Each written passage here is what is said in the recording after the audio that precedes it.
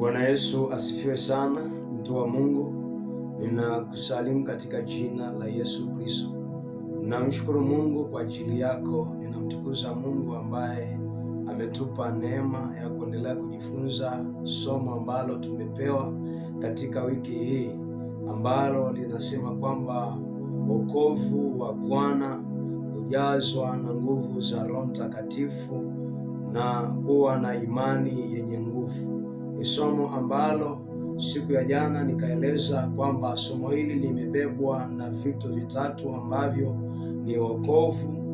Jambo la pili nikasema kwamba ni nguvu za Roho Mtakatifu, na jambo la tatu nikasema ni imani. Nikaeleza kwa habari ya wokovu kwa undani zaidi, nikaeleza maana ya wokovu. Nikakwambia wokovu ni kitendo au ni hali ya mtu kukiri kwa kinywa chake ya kuwa Yesu Kristo ni Bwana na Mwokozi wa maisha yake, ambapo tukiangalia katika kitabu cha Warumi sura ya 10 mstari ule wa 9 na wa 10, Paulo anazungumza pale kitu ambacho kimefunuliwa kwa habari ya wokovu, kwamba kumkiri Yesu Kristo na kuamini moyoni mwako ya kuwa alifufuliwa katika wafu utaokoka.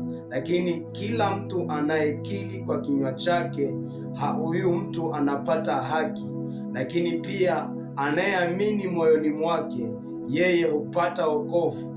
Kwa sababu hiyo, unapokuwa umemkiri Yesu Kristo kwa kinywa chako na kuamini moyoni mwako, hakika wokovu unakuwa ni sehemu ya maisha yako, na Yesu au na Mungu anakukubali katika ufalme wake, kwa sababu umekubali na kutii kile ambacho Mungu anakihitaji uweze kukichukulia hatua kwenye maisha yako. Wokovu ni maisha, wokovu ni halisia, wokovu ni jambo ambalo ni la msingi kwenye maisha ya kila mtu. Nilieleza kwa undani kwa habari ya umuhimu wa wokovu, nikakupa picha halisi kwamba ili uweze kurithi ufalme wa Mungu lazima uokoke kwanza, lazima upokee wokovu, lazima umpokee Yesu Kristo kwenye maisha yako, ili upate neema ya kuishi maisha ya milele baada ya kufufuliwa.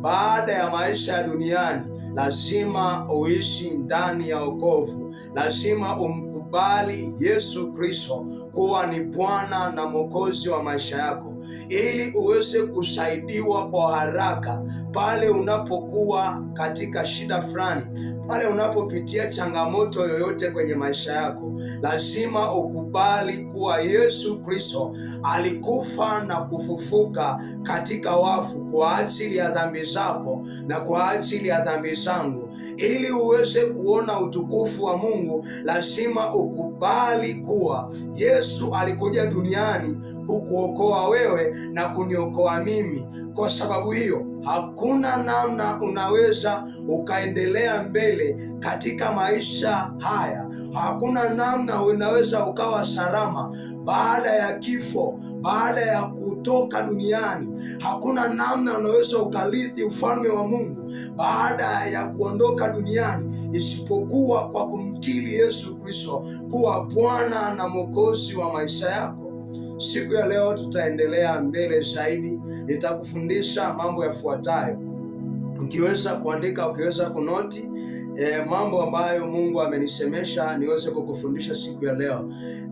Anasema kwamba mambo ya msingi ya kuzingatia ili uweze kudumu katika wokovu. Mambo ya msingi ya kuzingatia ili uweze kudumu katika wokovu, au ili uweze kuishi maisha ya wokovu hata ukauridhi ufalme wa Mungu, lazima uzingatie mambo 6 ambayo Mungu amenifundisha.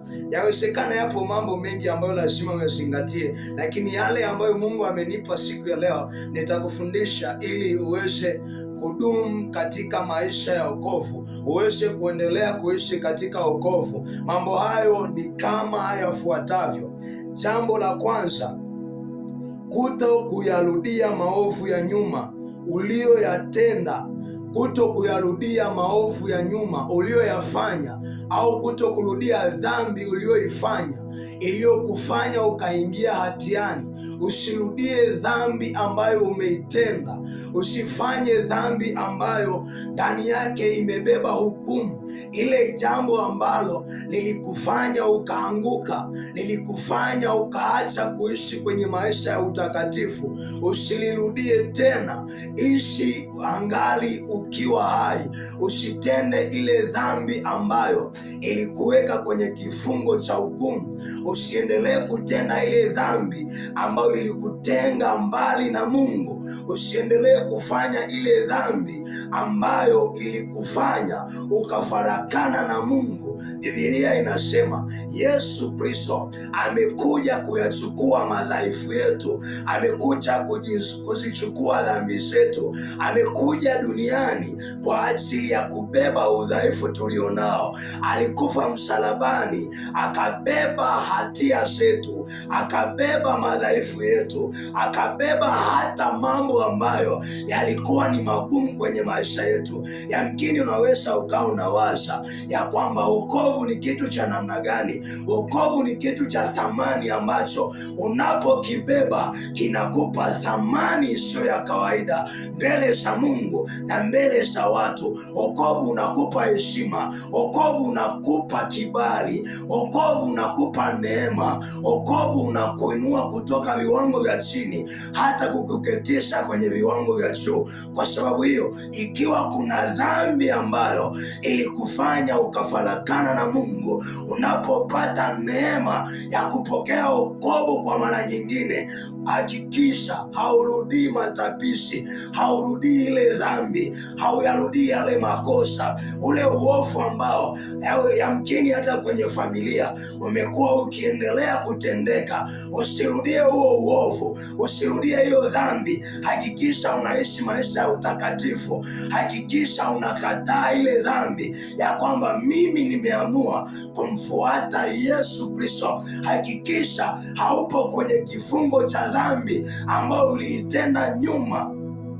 Ukishaomba toba ukasema Mungu nirehemu, na Mungu akakurehemu, akakusamehe, atakujaza nguvu mpya za Roho Mtakatifu. Hakikisha nguvu ambazo Mungu anakupa usitumie kuikataa ile dhambi, kukataa yale mabaya, kukataa kila kitu ambacho ulikifanya kikakufarakanisha na Mungu wako. Hakikisha haurudi nyuma, hakikisha haurudi nyuma, hakikisha hautendi tena ile dhambi. Na Mungu akikusaidia, hakikisha unavunja na lile agano ambalo liliingia wakati unafanya ile dhambi. Bwana asifiwe. Bwana Yesu akusaidie sana, na Bwana Yesu atusaidie sote. Tuendelee katika kitabu cha Misali sura ya 26, Misali sura ya 26 na ule mstari wa 11. Misali 26 na mstari ule wa 11, Biblia inasema kwamba kama vile mbwa arudiavyo matapiko yake, kadhalika mpumbavu afanya upumbavu tena. Kama vile mbwa anavyorudia matapishi yake mwenyewe, kadhalika ndivyo mpumbavu anavyorudia matapishi yake, anarudia upumbavu wake, anarudia mabaya yake. Kwa nini ufananishwe na mbwa ambaye anapotapika anarudia tena yale matapishi? Anapotapika chakula alichokula mwenyewe, anapoyarudia yale tena, kadhalika na mpumbavu ndivyo anavyorudia matapishi yake au dhambi yake aliyoifanya au makosa aliyoyatenda, ndivyo mpumbavu anavyorudia. Kwa nini ufananishwe na mbwa? Kwa nini ufananishwe na mtu mpumbavu? Kwa nini uwe mjinga? Kwa nini uwe mtu ambaye hauna maana? Kwa nini uonekane hauna akili? Kwa nini uonekane hauna thamani? Kwa sababu ya upumbavu mdogo. usirudie matapishi uliyoyatapika. Umeitapika dhambi, iache kama ilivyo, using'ang'anie kuirudia tena. Ikiwa ni uzinzi, ukasema Mungu, nimeamua kuacha uzinzi, nimeacha ukahaba, nimeacha haya, hakikisha hauyarudii hayo mabaya, ili uweze kudumu kwenye maisha ya wokovu, uweze kudumu ndani ya Kristo na Kristo apate nafasi ndani yako. Hakikisha hauyarudii matapishi uliyoyatapika. Bwana Yesu atusaidie sana. Bwana Yesu atusaidie sana. Katika kitabu cha Yohana sura ile ya 5 na mstari ule wa 14, Yohana sura ya 5 mstari wa 14, Biblia inasema, Yesu akamwambia yule mtu, angalia, nimekuponya, usitende dhambi tena, usitende dhambi tena. Sikiliza, huyu mtu, Biblia inazungumza kwamba alikuwa ni mtu ambaye hawezi kwa muda mrefu, alikuwa ni mtu ambaye hawezi kwa muda mrefu. Lakini Yesu alipokutana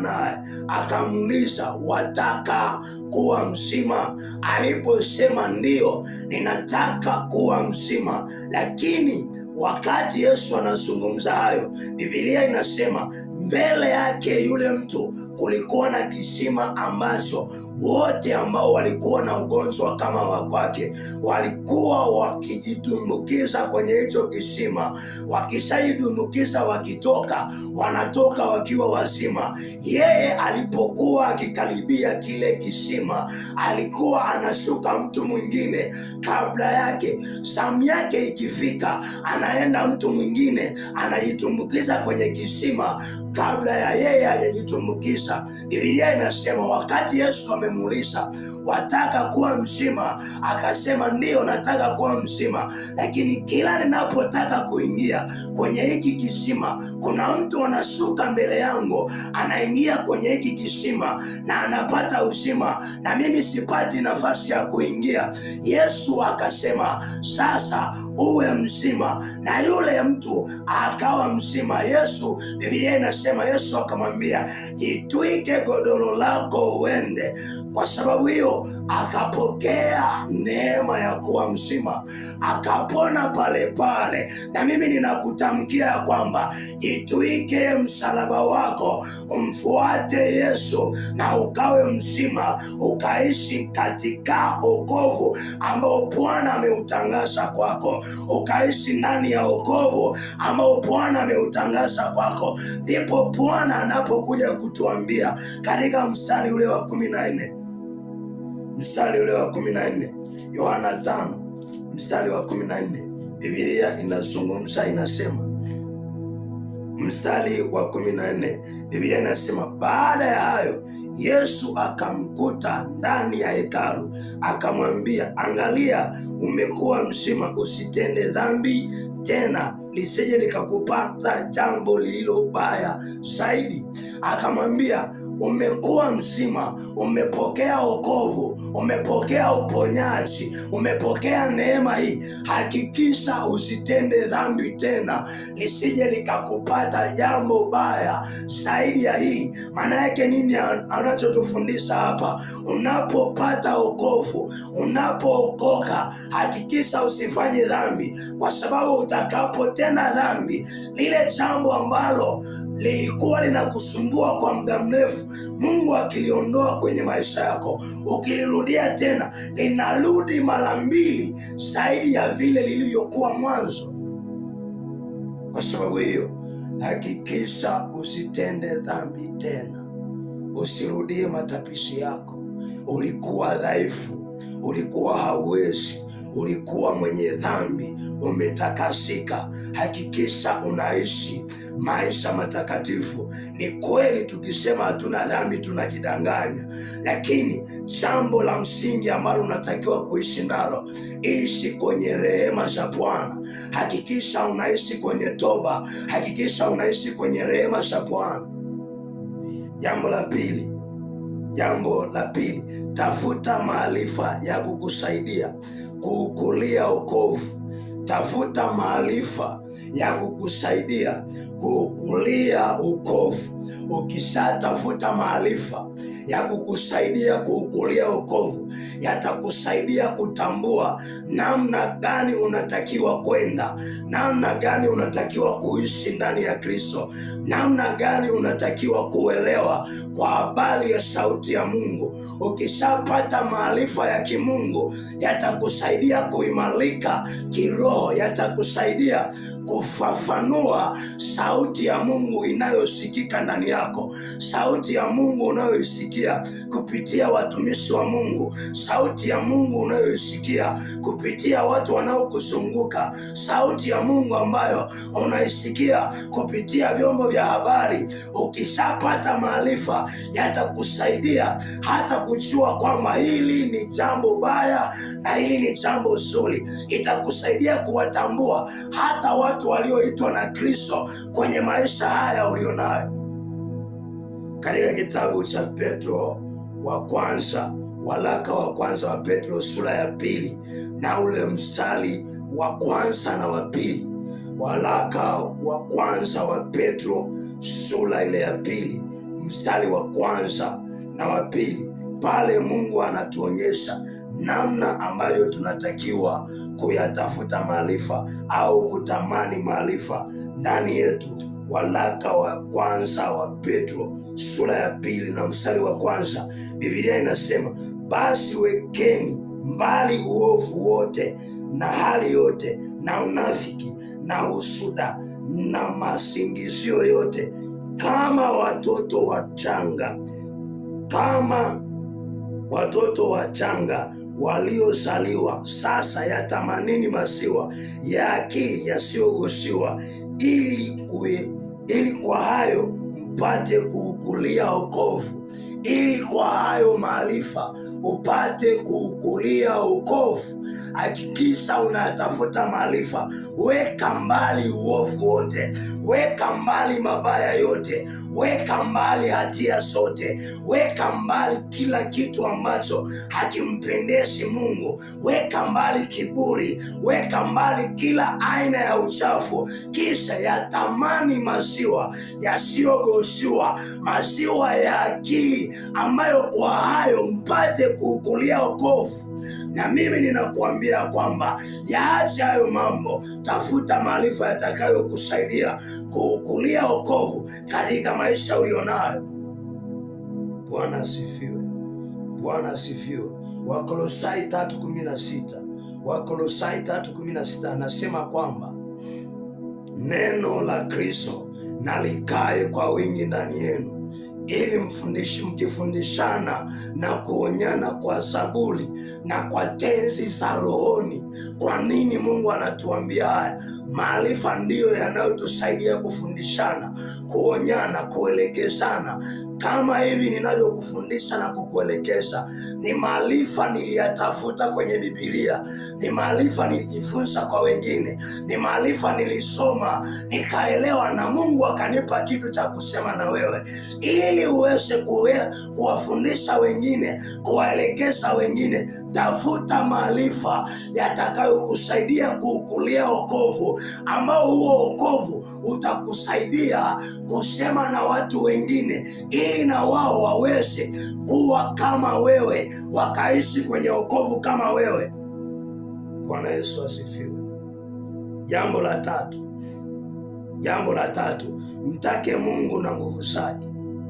Mtake Mungu na nguvu zake, lakini pia mtake Mungu kwa nguvu zako zote, kwa akili zako zote.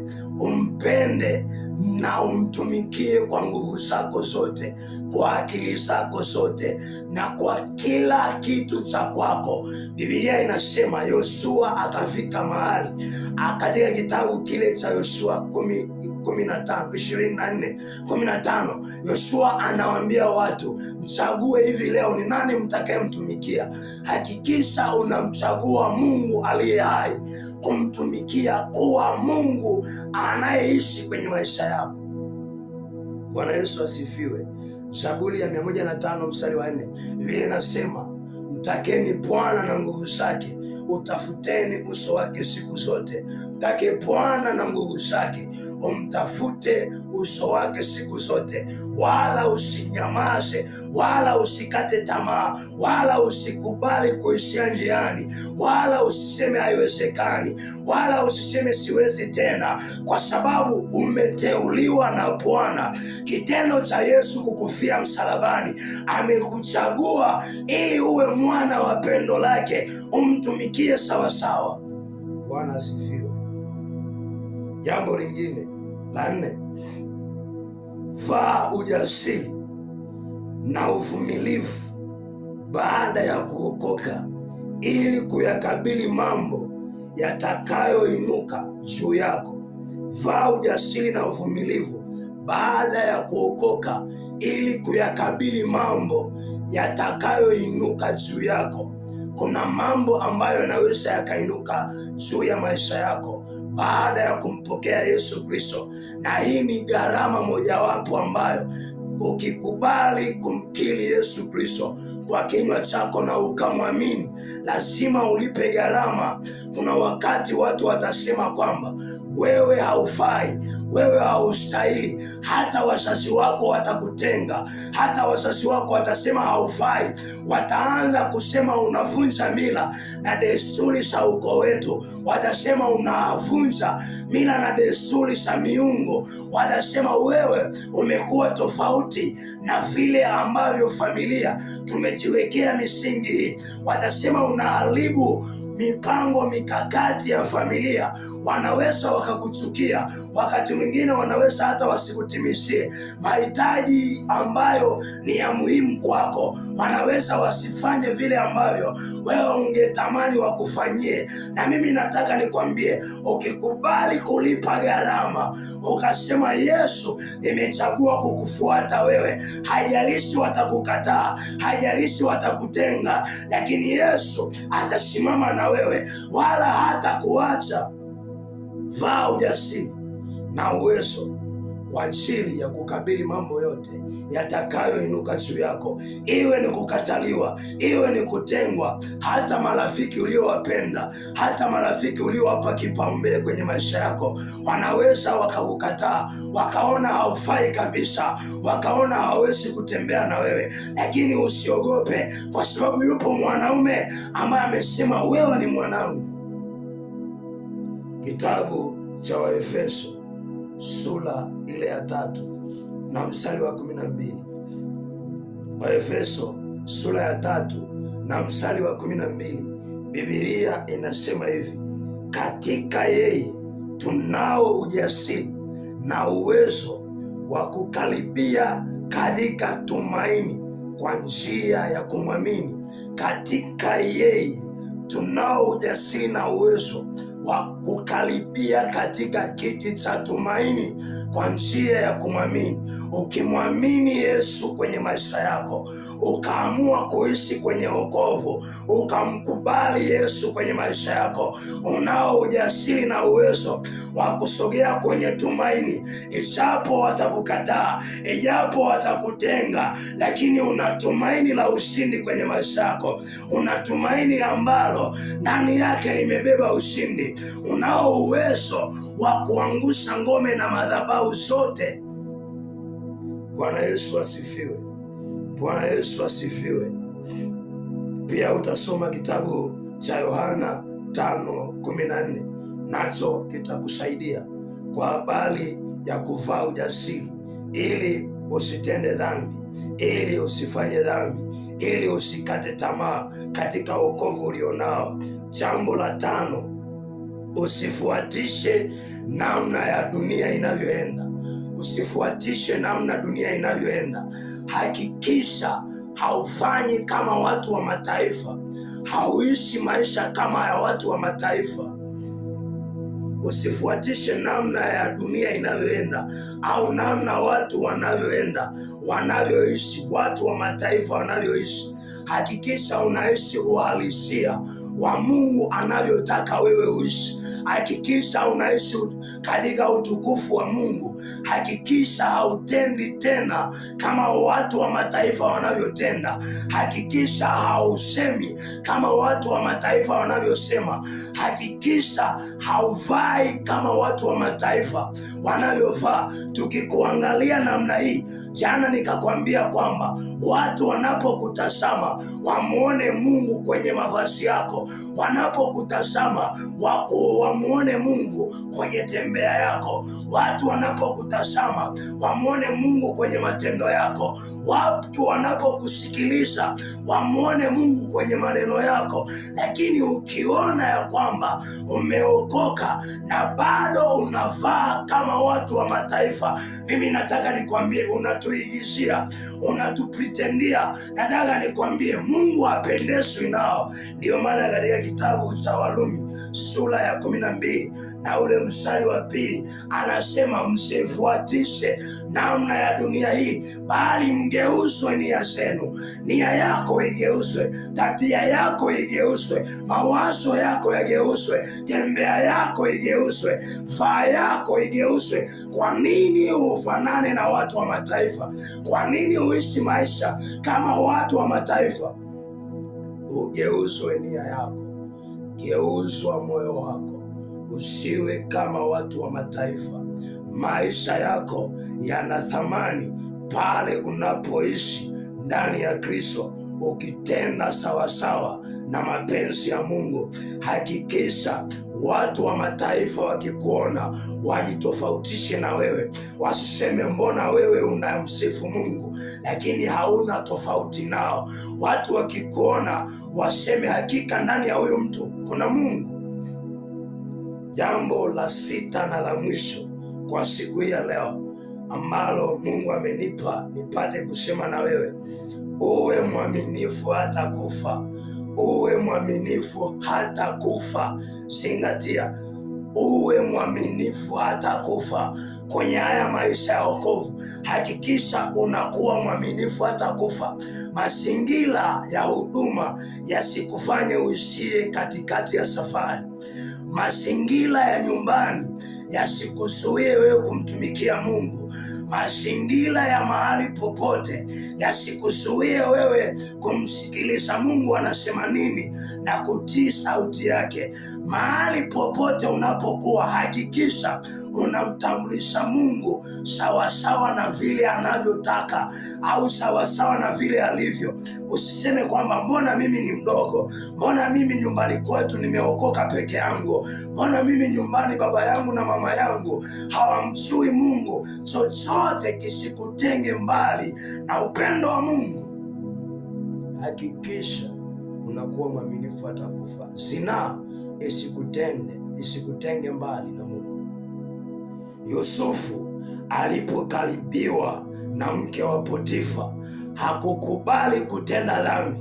Akasema, nitafanya jambo hili, nifanyeje jambo hili kubwa namna hii, nimtende Mungu dhambi. Hakusema nimkosee Potifa, wala hakusema nimkosee mwanadamu. Alisema nitende jambo hili kubwa namna hii, nimkose Mungu. Kwa nini nifanye haya? Na wewe hakikisha jambo lolote halikukoseshi kumwona Mungu, halikuzuii kumtumikia Mungu.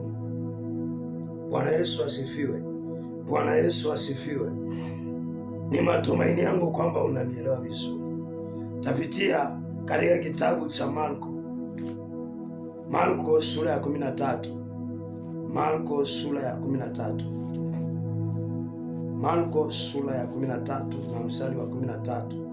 Biblia inazungumza. Biblia inasema hivi, mstari wa 13, kitabu cha Marko sura ya 13, mstari wa 13 unasema, nanyi mtakuwa mkichukiwa na watu wote kwa ajili ya jina langu, lakini mwenye kusaburi hata mwisho ndiye atakayeokoka.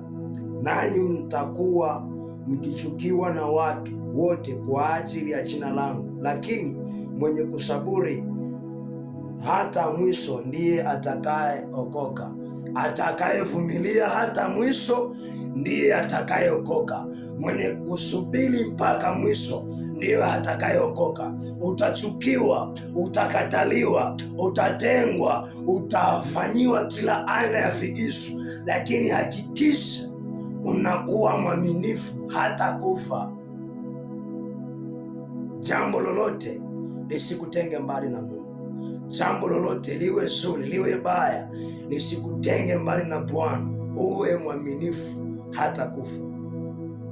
Nimalizie jambo hili, jambo la kukumbuka kwenye maisha yako yote ya wokovu. Jambo la kukumbuka kwenye maisha yako ya wokovu lipo hivi: ukishapokea wokovu, kinachoishi ndani yako sio mwili bali ni Kristo ndani yako.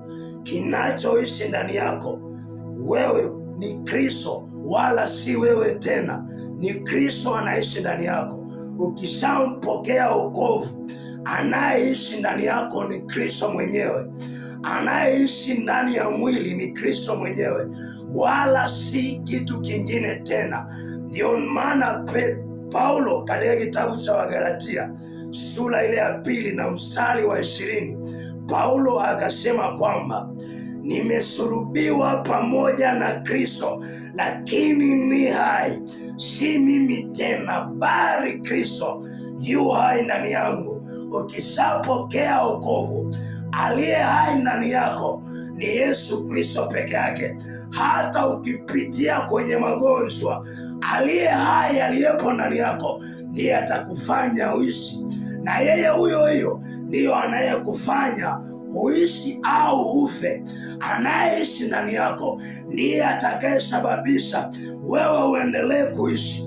Ukishakuwa ndani ya Kristo na Kristo akiwa ndani yako, hautaishi wewe bali Kristo ataishi ndani yako. Ukipita kwenye magonjwa ambayo ni magonjwa yasiyo na dawa, magonjwa yasiyotibika, magonjwa ambayo wengine wametafuta msaada wamekosa, anayeishi ndani yako atauisha hayo magonjwa na kuyaondoa, atayafutilia mbali, wala hautakufa, kwa sababu aliye hai yupo ndani yako. Aliyefufuka siku ya tatu yupo ndani yako. Aliyesema kwamba mwanangu, nimekuchagua, yupo ndani yako. Hautakufa wala hautabaki kama ulivyo. Fuatisha sala hii kiwa unanisikiliza, kiwa umefuatilia mpaka mwisho. Fuatisha maneno haya ambayo yatakusaidia. Kama haujaokoka, utaweka mkono wako kifuani, kisha utafuatisha maneno ambayo nitayatamka. Sema: Ee Bwana Yesu, ninakushukuru kwa neema na rehema. Umekuwa nami, umenisaidia kupitia somo hili. Ee Bwana Yesu, ninaomba rehema zako, ninaomba toba zako, ninaomba msamaha wako. Bwana Yesu, nimekutenda dhambi, nimefanya yasiyokupendeza, nimejitenga mbali na uso wako kwa namna ambavyo nimekuwa nikitenda na namna ambavyo nimekuwa nikienenda. Ee Bwana Yesu, ninaomba msamaha wako. Unisamehe Bwana Yesu, unitakase Bwana Yesu, mimi ni mwenye dhambi. Futa jina langu kwenye kitabu cha hukumu, futa jina langu kwenye kitabu cha wenye dhambi, futa jina langu kwenye kitabu cha hukumu. Andika jina langu kwenye kitabu cha uzima, kwenye kitabu cha wenye haki. Andika jina langu kwenye kitabu cha wenye haki. Tangu sasa nipe moyo Bwana wa kukutumikia wewe, wa kuishi ndani yako. Ee Bwana Yesu, fanya makao ndani yangu, fanya makao ndani yangu. Ondoa kiburi, ondoa uzinzi, ondoa tabia chafu iliyopo ndani yangu. Ee Bwana Yesu, nifundishe neno lako, nikupende wewe, nikujue wewe, nikuishi wewe, kwa jina la Yesu. Ee Bwana Yesu, nipate neema na kibali machoni pako. Usiniache Bwana, usinitenge Bwana, kwa jina la Yesu na kwa damu ya Yesu. Ninakataa Bwana kila laana na mikosi ya kifamilia, Bwana Yesu, inayofuatana nami, iliyofunga maisha yangu, haina kibali. Kwa jina la Yesu ninaita nguvu zako ndani yangu tangu sasa, nisiwe mwenye dhambi. Kila tabia chafu ninaikataa, kila tabia chafu ninaikataa. Neno lako Bwana likawe msingi wa maisha yangu, likawe nuru ya maisha yangu kwa jina la Yesu. Bwana, ninakusihi sasa, usinipite Bwana, kwa jina la Yesu. Amen. Baba, ninakushukuru, ninakutukuza. Sante kwa neema yako, sante kwa baraka zako, sante kwa ajili ya kila mtu ambaye Bwana amefuatilia somo hili mpaka mwisho, hapa ambapo nimeishia siku hii ya leo. Sante kwa sababu ni siku ya pili ambayo Bwana umenijalia kusema na watu wako. Bwana Yesu, pokea utukufu wako, pokea na heshima zako. Watu wako Bwana usiwaache, wape neema ya kukujua wewe, wape neema ya kuishi ndani ya wokovu, wape neema Bwana ya kutembea katika nguvu zako, katika jina la Yesu Kristo. Kaishi kwenye maisha yao, ishi kwenye maisha yao, ishi Bwana kwenye familia zao. Baba, uwape kila haja ya mioyo yao, wafanikishe kwenye uchumi, wafanikishe Bwana kwenye shughuli zao. Wengine wanalia kwa habari ya uchumi, wengine wanalia kwa habari ya magonjwa. Baba, achilia uponyaji kwao. Ninatamka uponyaji, ninatamka uzima juu yao, ninatamka nguvu mpya ndani yao, Bwana, katika jina la Yesu.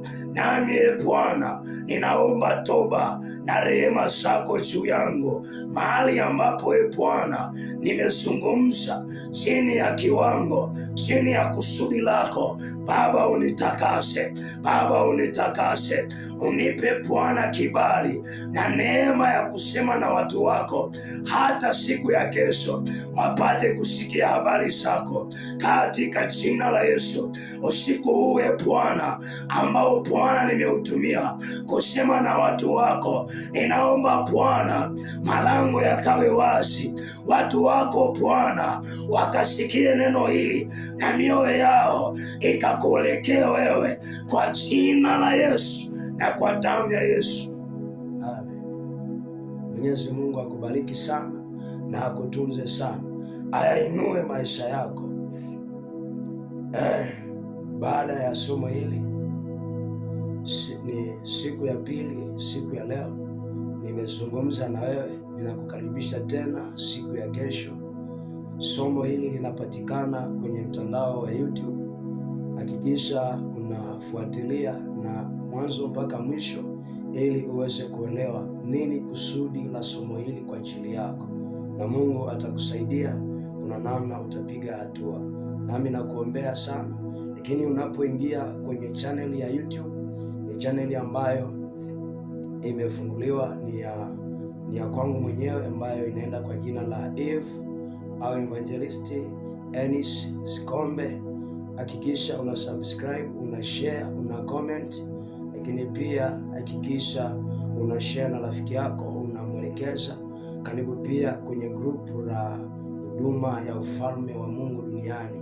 Ni group ambalo tunapata taarifa mbalimbali zinazohusiana na mafundisho kama haya, lakini pia linahusiana na mambo ya ibada za online, kwa maana ya semina mbalimbali, mafundisho mbalimbali pamoja na maombi. Karibu sana na Mungu akusaidie. Ninakuombea sana. Mungu akutunze na akuinue katika jina la Yesu. Amen.